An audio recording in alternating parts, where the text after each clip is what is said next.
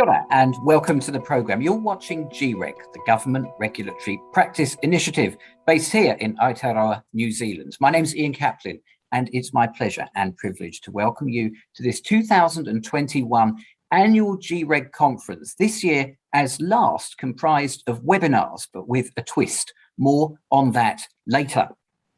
GREG is the world's first professional network, capability network for those who exercise state power. If you're new to us, exercise state power, and of course I don't mean electricity, and they don't get any better than that, members of the audience, but fingers crossed they might. You could be in luck.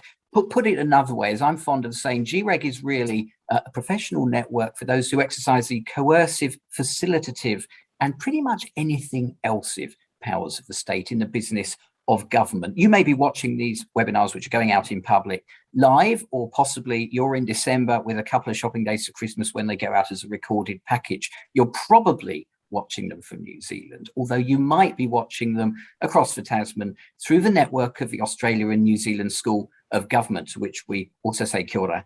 And you could even be watching more further afield than that. But it's always part of the case of these conferences, members of the audience, that wherever and whenever you are, you're very welcome here. Because it's been another one of those years, we have got a kind of an approach that says, let's just sit back and take stock of where we're at and have a conversation. And the theme is very much conversations of what makes regulatory stewardship and regulatory practice primarily within it tick. How do those conversations work across this fortnight? And you'll have seen it, members of the audience, because you'll have registered, of course, through the website. And if you want to just remind yourselves, you can see it again. Across this fortnight, we have 7 webinars and 5 films on just that, on a completely diverse range of topics. The forum of these webinars is indeed very simple. No PowerPoints here, just 30 minutes of hopefully canny, shrewd, and quick conversation with which we really do invite you to participate. The Q&A function at the bottom of the screen is the way you do that. You can question, you can comment, or you can just sit back and watch, but you're very much part of the show. It's very much a democracy here, and as we have with all good democracies, we're going to kick off with a quick warm-up prologue poll. No Supreme Court in this one, and it should be coming on the screen now.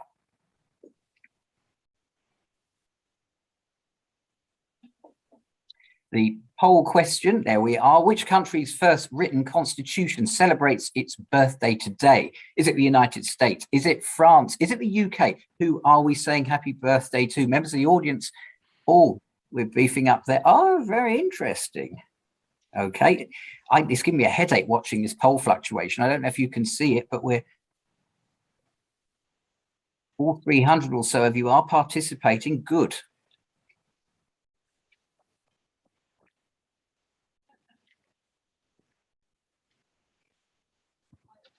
Okay, I'm going to call it in just a minute. So casting your final votes. Okay, we settled, I think, unless there's a last minute surge, I think it's looking very French, members of the audience. I'm going to say straight away, the answer is the United States. Actually, the US Articles of Confederation, which was the sort of prequel to the US Constitution. Happy 244th birthday, AOCUS. Have a most alluring day. 244 candles for you. Thank you very much, members of the audience. So that's the poll. Now, conversations, rather like constitutions, signify relationships. And it's very fitting that in 2 of these episodes of 7, we're talking about conversations about a really, really important constitutional relationship, Crown-Māori, the most important relationship of all in so many ways. We've dedicated 2 of our 7 webinars to this. That's 2 half-hour gigs. Now, I'm not going to insult anyone to say that that's going to go anywhere beyond scratching the surface, but at least it's a good start to looking at this really serious and weighty topic. And that's largely because our guests are perfectly equipped to help us through it. And I'm very pleased to welcome Claudia Faletolu, Mohi, Apou, and Marutawhao Delamere. Maru and Claudia are both from NZTA, Waka Kotahi, and Mohi is from WorkSafe. I'm now going to hand over to Mohi to open us more properly by way of karakia. Kia ora to our guests, and Mohi, over to you. Tēnā koe, Ian. Oia no tēnā tātou e rongo mai ana. Ka timatau ki te I karakia, hei pakaro nui ki tēnei rangi. Nau mai teo awatea ia mai to ki tēnei Māori ora. Uri ia te pō uri te pō angu ki tua kai te tui, kai tararama, ura mai te rā. Uru te moata totoro te puina takiri mai te puata kaipō.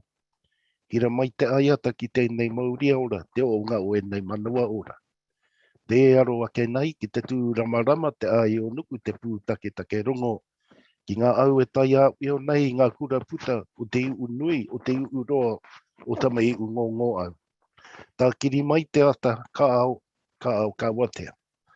Nau mai te awatea kawea mai ngā ua ki tēnei rangi, nau mai, tau mai, waka pū mau tia ki tā oranga o e nei au tū tangata. Tū pakari e, rāranga ia te uri, pārua titoko, kia e ke atu ki tau pai nui, o piki te kaa, piki te ora, piki te māramatanga. Kia tūturu whakamaua maira e koe ki matanuku, tūturu whakamaua maira e koe ki matara. Kia tūturu whakamaua maira e koe kia tīna, au mie, ui e, tāe ki e. Kia ora tātou, tēnā tātou katoa. Kia ora ia. Tēnā. Mohi. Thank you very much indeed. Let's jump in and let's have the conversation. Now, members of the audience, you've got a Q&A facility at the bottom of your screen. Don't be shy. I suspect, knowing the registration information that I know, you're not. So jump in, questions and comments. But I just want to start perhaps we can start with you, Mohi, and please, it's a family show, hand it round to colleagues. We just had a poll question about the US constitutional precursor, a high hallowed constitutional document over there, the Articles of Confederation. In terms of the centrality of the treaty and also other sources like the Public Service Act in this relationship, the Crown-Māori relationship that we're discussing, how central in the day-to-day dealing in the business of government for practitioners watching us is it? I go back to the origins of our people, and the key word for me is marae. One of the key words for me is marae, which actually means a lot of people know it to be the meeting house that's on the forecourt. When you're coming on to whenua, for myself, it's about meeting face to face. Mā te rai. So the actual understanding there is looking about what does engagement look like when we talk around the leadership, especially with Māori with the Crown with the Māori. So my first point of contact for myself is always taking it back to that. What does that mean when we're actually engaging? So I'll hold that for that thought, because there's others that I'd like to bring that in that will probably lead on to the rest of the conversation. I know Claudia's probably looking for that one, but for myself, essentially, I always think of marae. What does that mean face to face? Especially now with the new area that we're in now with online. So this is another way of celebrating mā te rai, or meeting face to face. So, but anyway, we'll just hold that moment there. Claudia? O tēnā koe, Mohi, and kia ora koutou. I think from my experience around the centrality of Te Treaty of Waitangi, it's about the foundation of a special relationship, of our special relationship between Māori and the Crown. And it's this relationship and the health of it that's really critical to our path forward. We want to know what's going on, and it is about true partnership and engagement, building really meaningful and deep relationships. And of course, this all takes time. I think time is a really important factor when we think about engagement and what that looks like when we are a Crown department or agent or department, in terms of how much time do we invest? Because that's a really popular question that we get all the time, is we need to do things really fast, but it's going to take time, and there's a fine balance between those two. But I think it's about understanding and acknowledging and recognising that Te Treaty of Waitangi is the foundation of our unique and special relationship between Māori and Crown. Mari, what do you think? Thank you, Claudia. Yeah, I agree, and I think once we've realised that, things like true partnership, I think it's also important to understand that that's not up for any government organisation to determine what that looks like and how you go about that. That's actually up for iwi and Māori to decide, one, how they want that relationship to work, what are the mechanisms to ensuring that it looks like a true partnership, and what true partnership means to them. And I think once you determine that, you start to filter through the types of resources you need, time required, as Mohi and Claudia have both said.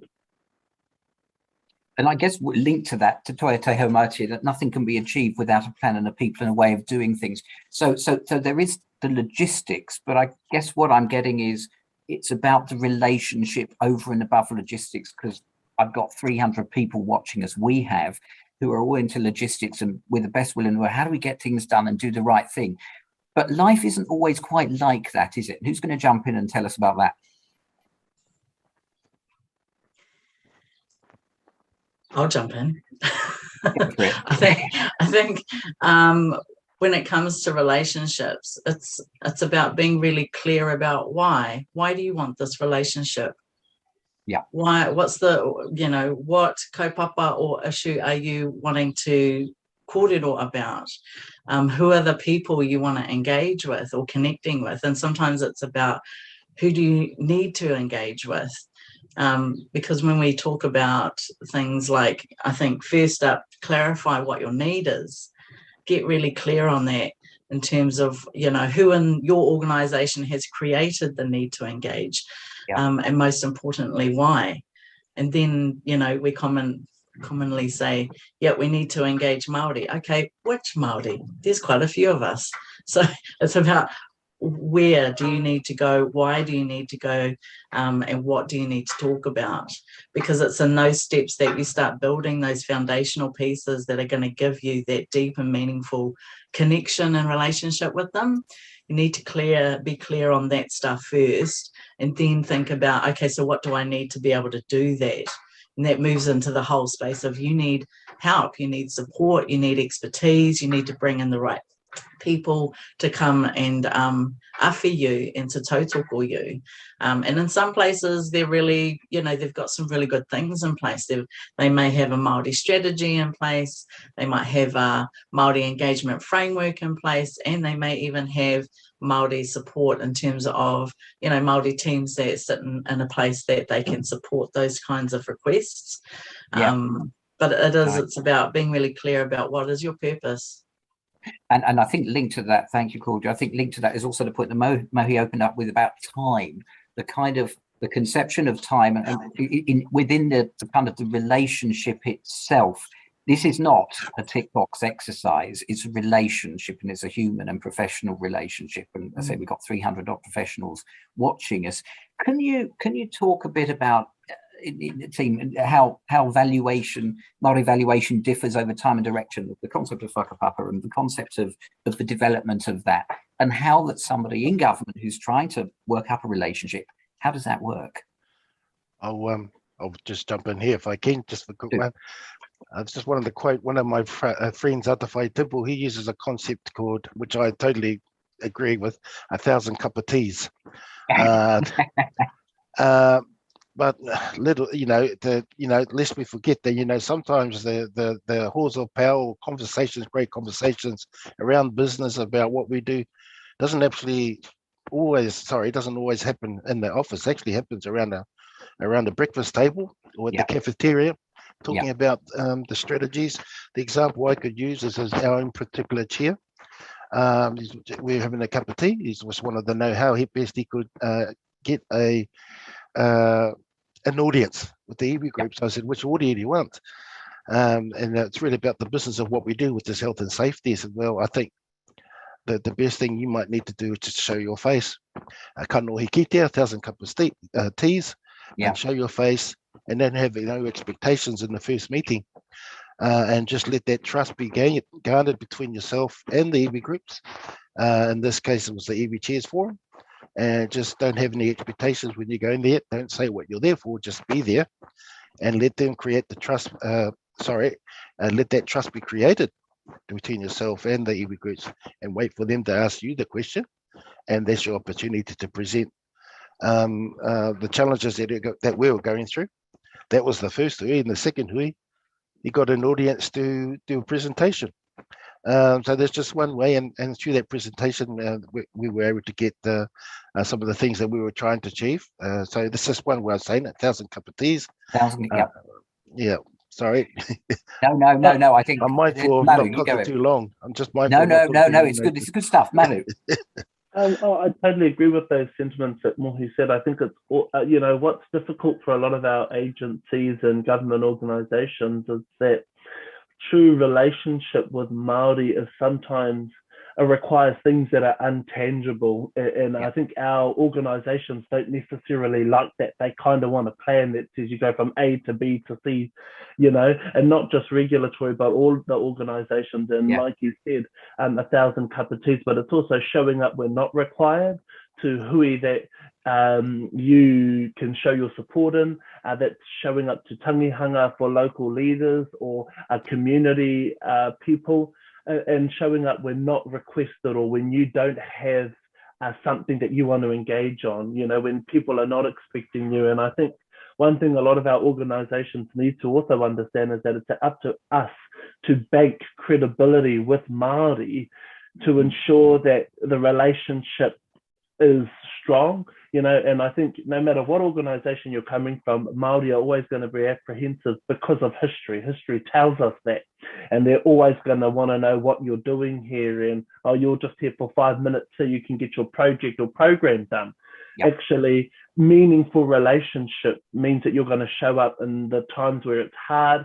Your organisation might have made an error or a mistake, and I can use Wakakotahi as an example, where cultural values assessments and cultural impacts assessments were put online, and we didn't know, and unfortunately we had to show up to mana whenua and apologise to them to ensure that we can say to them that our relationship with them is really important. But now we have to start demonstrating that and banking more credibility with them to ensure that they can count on us, not just when our project or programs are running, but when they need a helping hand as well. It is and I think the other thing is to, you want to be really clear about what your business need or requirement is. The next thing you need to do is flip it. Just got to flip the whole model of how you think you need to approach this piece of mahi, or this piece of work. Think about what are the benefits that this will bring to Māori and why. You've got to think about, how do we build relationships, sort of build your knowledge, extend your knowledge, build your mātauranga and kaupapa Māori and te ao Māori, in terms of understanding. For us, relationship means whakapapa. It's about how we're connected on a much deeper plane, and what do we do to manifest that within ourselves. Because once you start building that kind of knowledge, then you'll have some insight into what needs to be done. And it's exactly like my brothers here were saying, it's about 1,000 cup of teas. It's about turning up when you're not expected to turn up at a hui. It's about putting in true investment, because we're all in all the time. So when we build relationships, it's about family, it's about whakapapa. Some really good questions coming from here. Thank you all for really keeping that going. And I, as an Englishman, 1,000 cups of tea works for me any day, as long as it's got custard cream biscuits. But it is being the all-weather friend, I think, in the relationship. Members of the audience, please keep bringing the questions in, and please, as you already have, keep upvoting them so I can sort of watch them whiz about. And by far and away, we are actually drawing on the first equal question. I'm going to read the first one out. We're talking about treaty partnerships, but the Crown question says, and there's a lot of votes for it, still tends to develop strategies and policies and then go out for consultation afterwards. It's kind of the wrong way round, I think, but is that partnership? How do we embed the culture that we've all been talking about of engaging iwi naku right at the start, not midway when it could be too late? Who's going to jump in on that one? Oh, I'm happy to jump straight in. I think, leadership has definitely got to be the first port of call. I think if our leaders and our organisations and our agencies can demonstrate that, we won't just be going to mana whenua and saying, or Māori, and saying, we really want to consult, we really want to work with you. Actually, we need to demonstrate that. And I think CEOs and senior leadership team or executive leaders need to demonstrate this. When they're talking about a framework or a strategy, you need to go out to Māori and say, well, what do you want us to achieve with this strategy, and what should this strategy look like? Especially if it's a Māori engagement framework or a Māori strategy, because we shouldn't go once the strategy has already been created or once there's a draft. I think I see a lot of people, you know, who are saying they're going up for consultation on a draft. Actually, we need to make sure that we consult earlier to ensure that, again, we're demonstrating true partnership. Thank you for that. I'm just going to jump in there, if I may, Claudia, if I could trouble you to hold that thought, simply because we have an absolute queue of questions, but perhaps I can get you to deal with this one. Whānau Māori have specific Māori outcomes that they determine for themselves, but bringing the Te Ao Māori view into large corporate mainstream organisations is where the understanding is pre-101. But what about having it in the kind of, I think the question is really in the mainstream rather than in the more niche areas, making this engagement pervasive. And I'm going to link that to another question which is in the queue to, and this is, I'm going to flip it a bit, to encourage more Māori to be comfortable becoming part of the Crown public service to mitigate any divide and us and them. So it's two questions for the price of one. And Claudia, perhaps you can look after that one to start the batting. Yeah, I think start betting. So there's a couple of things in that corridor, and I think for Māori, it is about seeing ourselves within the public sector. There is not enough of us. Endpoint. Like, we need more Māori within the Crown and within the public sector so that they can represent us. And I think that's, I mean, it's one of the reasons why I'm here is to represent my whānau from the inside. They said, no point standing on the outside, banging on the doors. Train up, get inside and change from the inside the system so that it's delivering and servicing Māori better. And that's sort of my main focus personally. Is my first job is to service Māori, is to service my people first. If it delivers on things for waka kotahi at the same time, bonus points. But I think it's about being able to see ourselves on the inside of the public sector within Crown agencies and departments. I also think it's about, agents and, agencies and departments being really smart in terms of building the right infrastructure. We need to see more Māori at ELT. We need to see more Māori on boards. We need to see just more Māori full stop across all tiers and levels within a system. And I think it's about being really decisive about how you build the infrastructure, how you build the functionality of Māori within your agency or department that can help deliver on what's required to service Māori better. Yeah, and all these are really interlinked, aren't they? Mohi, I think you were going to say something. Yeah, there are so many questions on there. Just looking at all the questions here, and I this is one response perhaps to some of the questions. I think for Māori to have trust in agencies, it's about the credibility that the agencies are giving their people in the environment that they're in. So just following on from Claudia's, it's about we want to get our people into the right positions, right areas of work to give our iwi credibility that we are taking it seriously.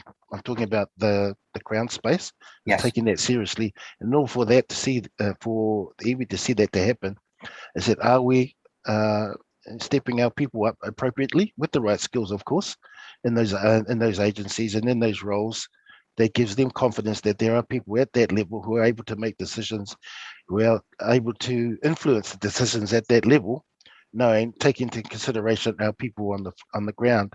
So there's just one thing I can say is from my kuya, and I'll just work very quick one. She asked me that when I pass away and I go to Rarohenga, or when I go to the other life, I get answered, do I do enough for my people on this earth? Can I answer them properly? I think that's what drives us, all of us here, Claudia and Marutawhao and everybody else here doing that role, is about what type of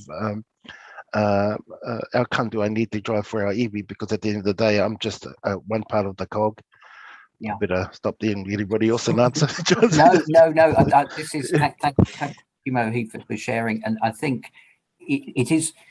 All of these questions seem to me, and I'm learning, to be very interrelated as part of a wider picture of relationships. Mother, I wonder if I could just come to you, and it's a slightly different spin, but your point about contact, turning up, even when it's not formally necessary, which makes the world go round.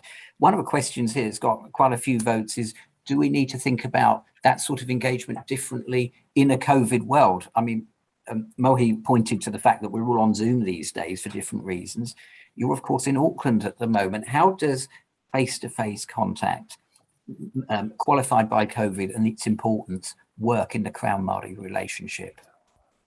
Yeah, I think it provides an additional resource to be able to assist us in that engagement, but I don't think we should be sitting here talking about staying online when it is safe to do so. I think it's just a means and a mechanism to continue that partnership and engagement.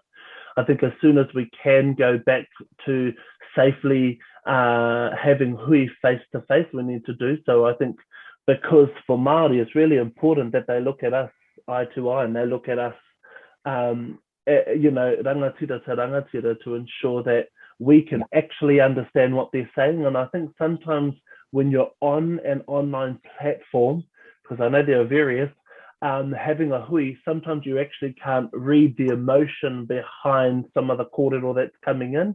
And I think that's why it's important to, absolutely use this and tautoko this while it's keeping everybody safe. But as soon as we can go back to BAU, it needs to, I think, go back to kanohi to kanohi. Equivalence. And one of the things that I think stems from that, I think it's a lead question, or one of them at the moment, and given the time is against us, which is a real shame because I think the audience are loving this, as am I. It's from Nick, that our current socio-political environment, Nick, saying, is that partnering with Māori is becoming a trendy thing to do, but relationships, and we've all said this, need genuine and authentic intent. And so many relationships are established, but fail to even ask, what's we after from the relationship? What do they want? How can we get our organizations in the real world, briefly, from each of you, I can trouble you for this, to understand this question properly? Claudia.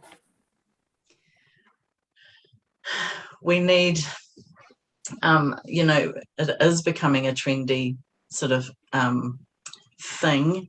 For others, for us, it's a livelihood. It's a necessity. It is a part of our makeup of who we are. When it comes to, you're working for the public sector, what do you need to do? What do you need to know? And that's why you need to get the right people with the right skill set. In some sense, it's like any, area that you want to build within your agency or department. You've got to build the right infrastructure and the right support mechanisms in place to help Māori. You need to put more Māori inside your agencies and departments, empower them, uplift them, so that they can help you understand what it means to have meaningful relationships, how to engage properly. I think I saw a comment around, we've got to engage with Māori. And like I said before, but there's so many Māori. Which ones do you engage with? There's so many iwi, hapu, whānau, there's a lot of questions. So we need help on the inside to empower organizations to do it better. And that's going to take time to find these people. If we don't find them, then we need to train them. And by we, I mean everybody, in terms of, the public sector needs something here. So they need to be uplifted, and they need to empower us as Māori to uplift our people, to empower them to build the skills that they need to service Māori from the inside. Thank you, Claudia. Thank you. Time conspires against us. Mohi, what are your brief last words? Oh, God. Am I on? Sorry. You are. Yes, I am. Claudia sort of, I must say, Claudia, you speak with such eloquence and take your time. It seems like you've got all the time in the world, but I feel like I'm rushed. And when I'm answering some of this, I've just realized half an hour is nowhere enough time to actually get what we really need to say. All I can say for now, right now, just signing off, is that if we really want to have this type of relationship I'm talking about the Crown's perspective. We better, I think we just need to make sure what is it we want and why is it we want this, and are we genuine? And we need to get that good intent when we're working with our people. Our people are very cautious when they want to work with us. So that's all I can say in this short space of time. Yeah. Thank you, Mohi. Maru, last words from you briefly. Yeah, I tend to agree. It is kind of the hot word at the moment, and I think, you know, we can blame the political outlook of the political landscape at the moment for that, and I think we need to move away from that. I think we need to move into transformative relationships instead of transactional relationships, and I think that's probably some really good last words to end for me. Thank you, Maru, and kia ora, and thank you to you all, and to you, members of the audience. This plainly isn't enough, as we barely scratch the surface, of course, but we make a start. We do have a second bite of a cherry, a second korero at episode 7. Please, members of the audience, do sign in for that, register, take a look at some of the other offerings. You'll see Mohi again in one of the films, and that will be a draw enough for you. We're releasing the films sequentially across the week, and if you've registered, we'll be sending you notification. If you'd like to see more on this discussion in this area through GREG, drop us a line on the website. Stay tuned, and I'm going to hand over to Maru to close. But from me, stay safe, stay well. Thank you for joining us, and ka kite anō. Maru, over to you. E te piu e te makiu, kua pōi mai tēnei rā, nei rā te mihi mai o hā o tēnei toko whā i tēnei rā kia koutou ki ngā kāinga maha puta noa i te ao. We thank you all for joining us today, and now we're going to end our thing in the karakia. All right, me inoi tātou. Kia whakapainga koe I hoa e tō mātou matua. Nau hoki e te atua, te nui, te mana, te kroria, te wikitoria, te honore. Nau hoki ngā mea katoa I te rangi I te whenua. Nau anō hoki I te rangatiratanga e kore nei e mutu. Ai rā ka whakamoemutu mātou ki a koe mau kua waiho nei hei poko mō ngā iwi katoa I te ao. Whakapainga tō tātou matua I tēnei rā ke a ke kore ki tō ingoa tapu. Āmene. Amen. Amen. Kia ora whānau. Kia ora. Thank you all very much.